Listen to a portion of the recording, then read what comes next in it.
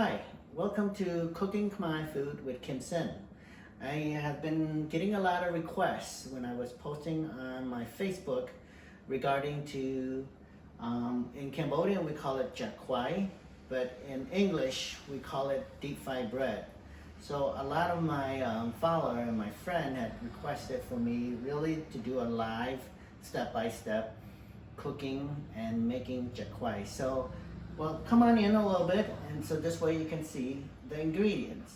Things that you will need is a measuring spoon, measuring cup. So I have two of them. One is for flour and one is for water. A bowl and smaller bowl just to get your ingredients. The important is you need a baking powder, all-purpose flour right here. Vegetable oil, salt, and sugar. So I'll have the measurement of all the ingredients on the screen for you, so that way you can see it and write it down, or there's also a download of PDF with the ingredients, so you can also have that. Okay, the first thing you're gonna do is pour 2 cups of flour, all-purpose flour, into the bowl. And then secondly, you want to start putting your salt is 1/4 teaspoon.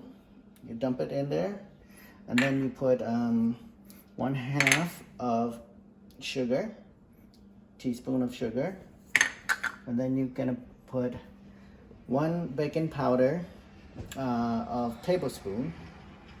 So once you have that all in the bowl, you're gonna stir it up, mix it, so that way when you pour the water, it doesn't just absorb only one area, and then this way all your ingredients mix together.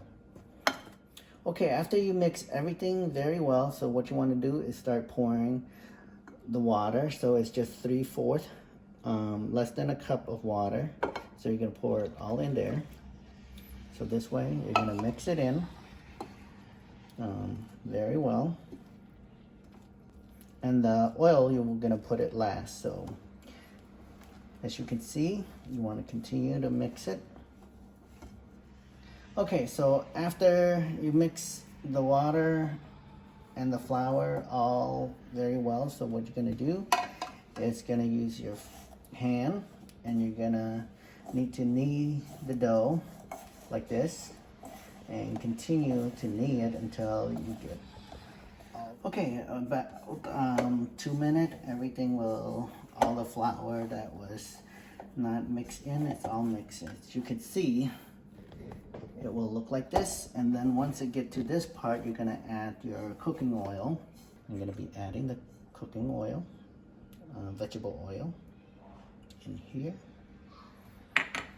And then you continue to do this for about a minute, and then you will need to wrap it after you're done. So just do it about a minute. Okay, after a minute of kneading the dough, so what you're gonna be doing is putting ceramic, covering it with ceramic to keep it for an hour. So you just want to keep it in a room temperature for an hour, until after an hour. So you want to time and put a timer for 1 hour. Okay, after you let it sit for an hour, so what you're gonna do is you're gonna knead it again. Kneading about 2 minutes. All you need to do is just knead it like this for 2 minutes.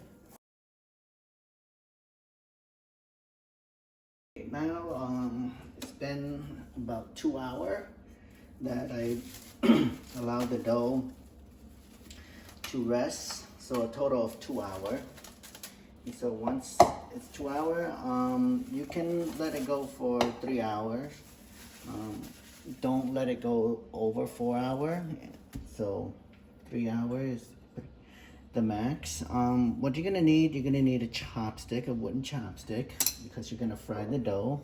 And then you're gonna need a roller. This is a roller, and it's also kind of nice to have that. So you're gonna need a roller and a knife to cut your dough. And then oil, you're gonna grease the surface here.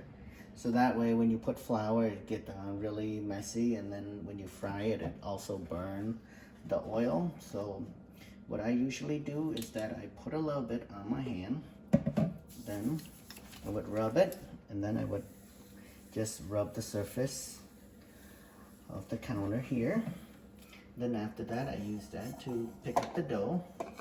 Then this way, you want to stretch it out before you roll the dough. So want to stretch it evenly first, and then you don't want to put too much of the grease on the dough, so when you fry it, it doesn't stick together that well. So my way is a little bit different from others, and as you can see, it is bubbling here. That means the dough is ready for deep frying. So you want to make it sure it's nice and even. And then before you cut, you're gonna lift the dough, so that way, because if you don't do that, it's gonna be sticky when you try to cut it. Okay, and then you're gonna cut it 1/2 inch apart until you don't have any more left. So you're gonna continue to cut it. And this is the end part here. So there's our. So what you want to do is that you want to lay one piece on the top of another like this, and then you're going to press on this. But before we do that, we're going to test the oil. Okay, to test the oil, we're going to put the chopstick, and if it's boiled like this, that means the oil is ready to fry. And the other way too you can test is by using the smaller piece of the dough, and you can put it here, and you can see that it is ready to fry your deep fried bread, or the kwai.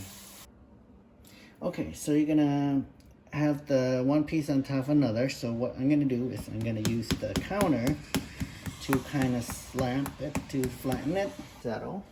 And then after that, you just let it sit like this. And then once it rises to the surface, what you're gonna do is kind of just turning it back and forth like this. And then it will come evenly. So the way I do, I don't use any water. If you do, depending on people's technique, but this is how it looks like when it's fried. And so it gets really in a nice shape like this.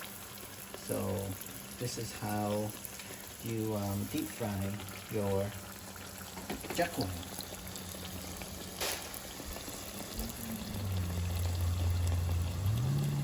Finished earlier, so I'm gonna let you see, and I'm gonna peel it out and let you see it inside. It's really nice and fluffy. Tastes so good. So you just follow my direction. Every time it's gonna be like this.